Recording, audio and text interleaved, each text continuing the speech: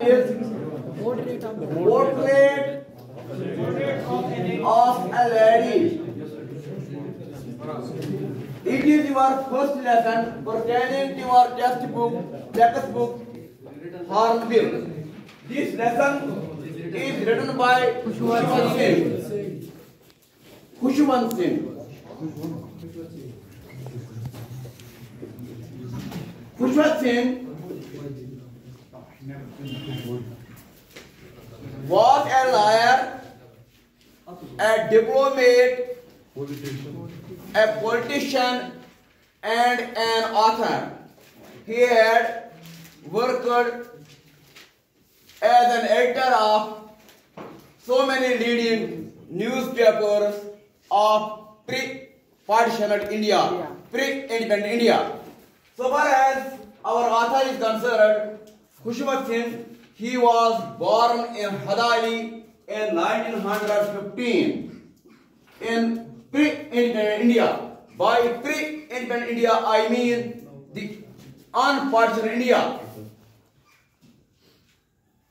which composed of Bangladesh, Pakistan, etc. He was born before partition. Partition of India took place in 1947, but he was born in 1915. That is pre-partition and pre-independent India in Hadali. Hadali is located in Punjab. Now it is in Pakistani Punjab. He acquired his education from Government College, Lahore. Lahore is now in Pakistan. And then he went abroad and acquired his further education, higher education from King's College, London. After partition, he came and started living in Delhi. Partition के बाद जब India और पाकिस्तान बना, उसके बाद ये India आया, दिल्ली में रहने लगा और दिल्ली में एक जगह है सुजान सिंह पार्क, और सुजान सिंह पार्क में वो 2014 को रहलत कर गया, यानी इस दुनिया से इंतकाल कर गया. So far as this author is concerned, Khushwant Singh, he has written so many novels. His best-seller novel is Train to Pakistan. ये वो बंदा है, इसने अपने आंखों से पार्टीशन देखा, हिंदू और सिखों का कत्लेआम देखा, मुसलमानों का कत्लेआम देखा, और उसी लिए उसने वो उसकी मंजरकशी एक नावल की सूरत में की. उस नावल का नाम है ट्रेन टू पाकिस्तान, और दूसरी नावल उसने लिखी है death at my doorstep. Okay, और ये वो बंदा है जिसको हुकूमत हिंदुस्तान ने पद्म भूषण अवार्ड दिया था, लेकिन उसने उस अवार्ड को आखिर में ठुकरा दिया जब हिंदुस्तानी फौज ने अमृतसर के गोल्डन टेम्पल पे हिला बोल दिया और वहां सिखों की तहरीक खालिस्तान को कुचल डाला, सिखों को मारा, और वहां पे जो गोल्डन टेम्पल है वहां उसकी बेहरमती की, तो उसके खिलाफ प्रोटेस्ट के लिए उसने अपने वो तमाम अवार्ड हुकूमत भारत को वापस कर दिए. So far as this lesson is concerned, the portrait of a lady written by Khushwant Singh. In this very story, he highlighted the virtues, he highlighted the love and dedication of his grandmother.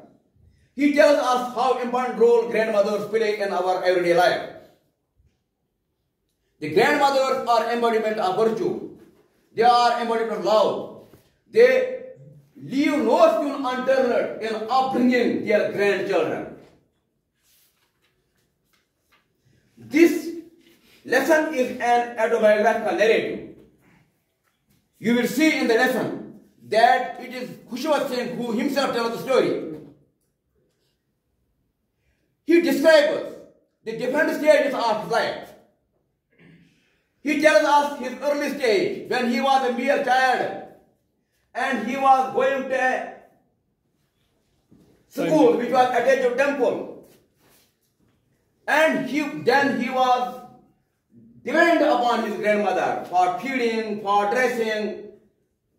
It was the grandmother who escorted him to temple school, who was taking him to school, and after finishing the school, she was taking him back to home. And it tells us, during that very period, the early childhood, I can say, when the author was seeking basic education in the school at a temple, his best friend and best companion was his grandmother. Because he was left by his parents in the company of grandmother, and his parents were somewhere working the street.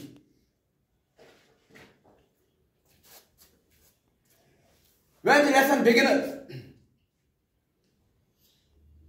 I already told you it is an autobiography. Autobiography means जिसमें author खुद बताता है, अपनी दास्तान बताता है, अपनी कहानी बताता है ग्रैंडमदर के बारे में. मकसद इसका यह है कि grandmother it's a tribute. Tribute means खराज है किधर. It's a tribute from a grandson to a grandmother. अरे हम लोग अपने बाप के मरने के बाद भी बच्चे लोग जो होते हैं वो प्रॉपर्टी पे झगड़ा करते हैं, 2-3 तक बाप को याद रखते हैं. लेकिन हमारा आथर खुशवंत सिंह बड़ा होके नॉस्टैल्जिक फीलिंग इसमें आती है, पुराने दौर को याद करता है और अपनी ग्रैंडमदर को याद करता है. याद का इतना ही जबानी याद नहीं करता, बल्कि इसको किताबी शक्ल में, लेसन की शक्ल में हम तक पहुंचाता है और इसको इमोर्टलाइज करता है. आपके घर में, आपके बैग में भी ग्रैंडमदर आ सकती है, वो याद दिलाता अपने ग्रैंडमदर को. First of all, when lesson begins, the author tells us he remembers his grandmother and grandfather. As some of you might have attended my first 2 lectures, and they might be aware of the fact that when lesson begins, the author tells us that his grandfather's picture hung in the driving room above the mantelpiece, and the grandfather was wearing a big turban. Do you know what is turban? जो सिख लगा के दस्तार वाली, वो बड़ा दस्तार वाली picture वहां पे थी ग्रैंडफादर की. And his white beard covered most of his chest. जो इसका चेस्ट था वहां तक फैली हुई थी उसकी लंबी और दाढ़ी, सफेद दाढ़ी. And he was wearing loose fitted clothes. And it seemed that he might be 100 years old. छोटा बच्चा था आथर, उसको लगता था कि ग्रैंडमदर ने शादी नहीं की थी, उसकी बीवी नहीं होगी, but he might have lots and lots of grandchildren. Then he tells us about his grandmother and tells us that his grandmother like the grandmother of others. क्योंकि नानियां जो होती है ग्रैंडमदर्स हमेशा एक जैसी होती है. बुढ़िया होती है, हर एक की ग्रैंडमदर बूढ़ी होगी, सफेद बालों वाले होगी, क्रिस क्रॉस रेगल्स को होंगे, वहां पे झुर्रियां पड़ी होगी उसके चेहरे पे, कमजोर होगी. Then he introduces us. He tells us about his grandmother and says that people say that his grandmother was once young, she was once pretty, she was playing pebbles, she was playing games.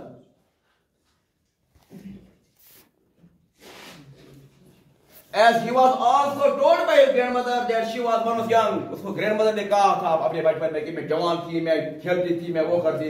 लेकिन आखिर कहता है the thought was almost revolting.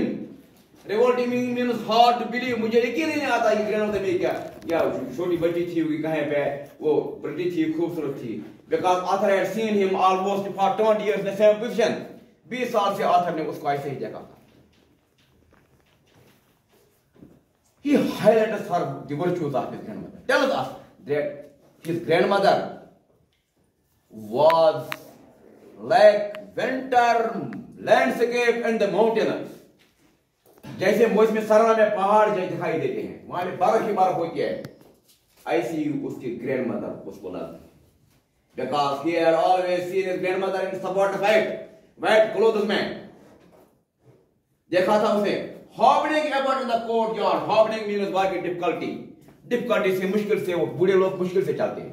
उसने अपनी grand mother को हमेशा देखा था सफेद कपड़ों में, her white silver locks, her silver locks scattered on her face.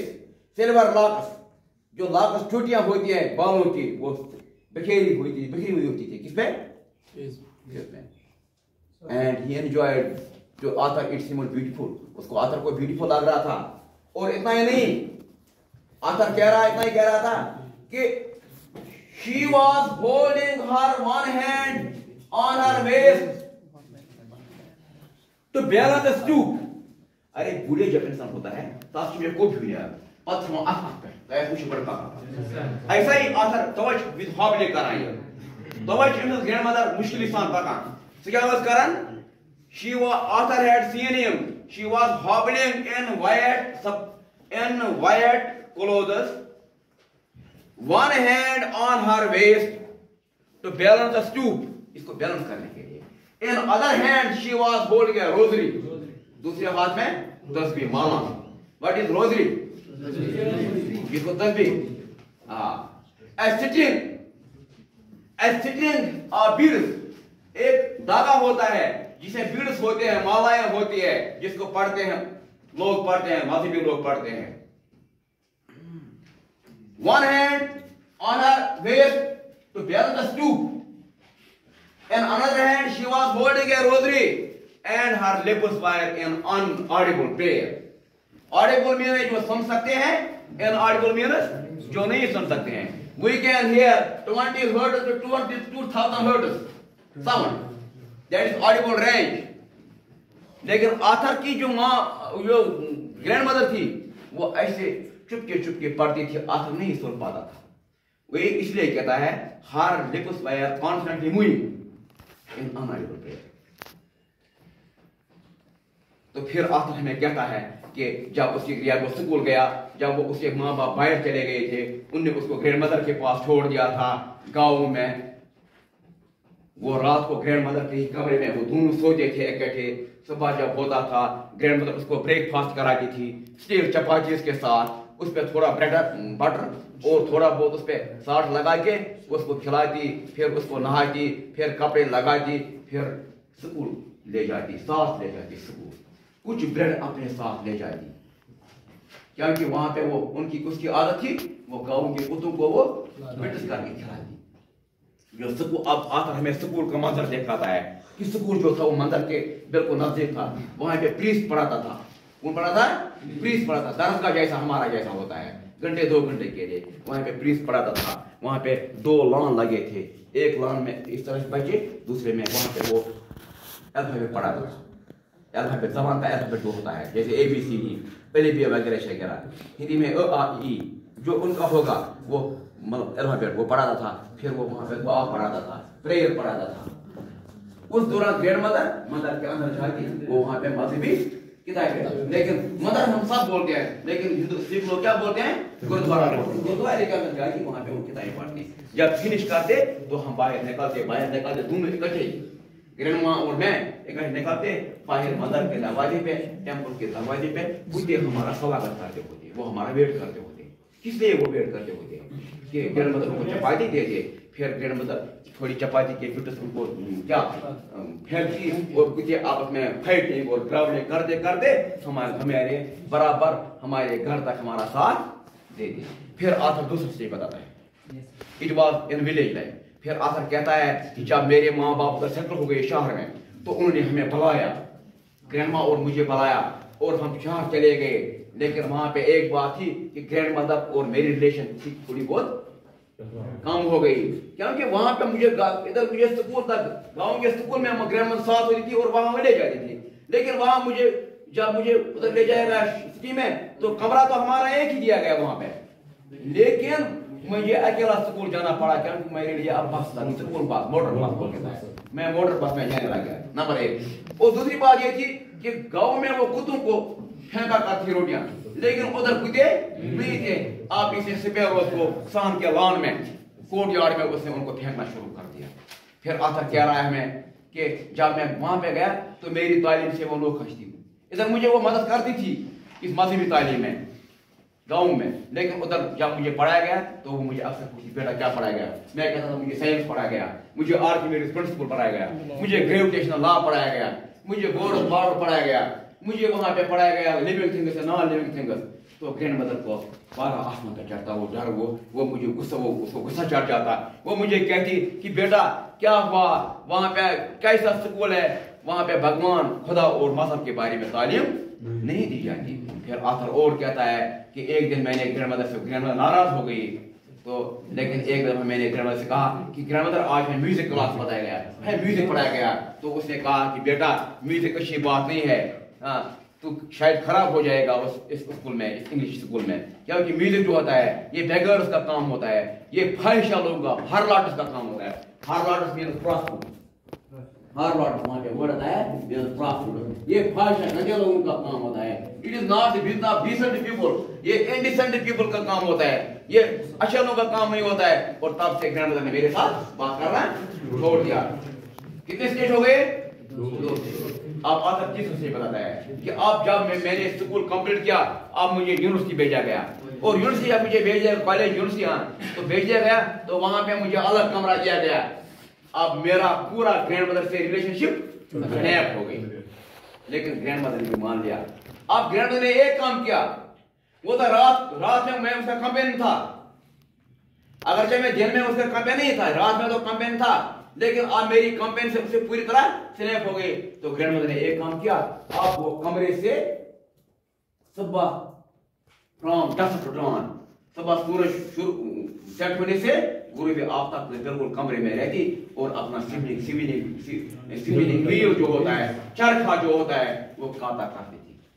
और दूसरी बात रोजरी पे तस्बीह पढ़ना, वही काम करती। और तीसरा स्पैरोस को दाना। आप इसे यही काम शुरू कर लिया, लेकिन अब आथर कह रहा है कि ग्रैंडमदर का जो, लेकिन इस दोपहर के बाद आधे घंटे के लिए निकालती है स्पैरोस को फेंकने के लिए, लेकिन स्पैरो से उसकी ऐसी दोस्ती हो गई कि स्पैरो आगे सिर्फ वो बाहर निकालती, उनको दाना फेंकने के लिए, रोटी के पिंड फेंकने के लिए। hundreds of sparrows came, some perched on her legs, कुछ ऐसे चिपक जाते थे उसके लेग्स पे, and some perched on her shoulders, and even some sat on her head, but she never showed them away. वो उनको बेइज्जती नहीं करती, but she simply smiled. And author said that it was perhaps the happiest moment of her life. अब last पे आखिर कहता है कि आप जब मेरे यूनिवर्सिटी खत्म कर ली, आप किंग्स कॉलेज गया, कहाँ पे? लंदन पे बाहर चला गया। जब मैं बाहर चला गया तो मैं बाहर 5 साल के लिए चलना था मुझे, और मुझे लगा कि आप ग्रैंडमदर का पारा आसमान पे चढ़ जाएगा, लेकिन ऐसा नहीं हुआ। माय ग्रैंडमदर बहुत सेंटिमेंटल, वो मुझे आई वहां पे और मुझे भी दुख हुआ कि शायद मैं उसको देखूं या नहीं देखूं, लेकिन जब मैं जाने लगा बाहर तो वो रेलवे स्टेशन पे आई मुझे विदा करने के लिए, और उसने वहां पे चुपके से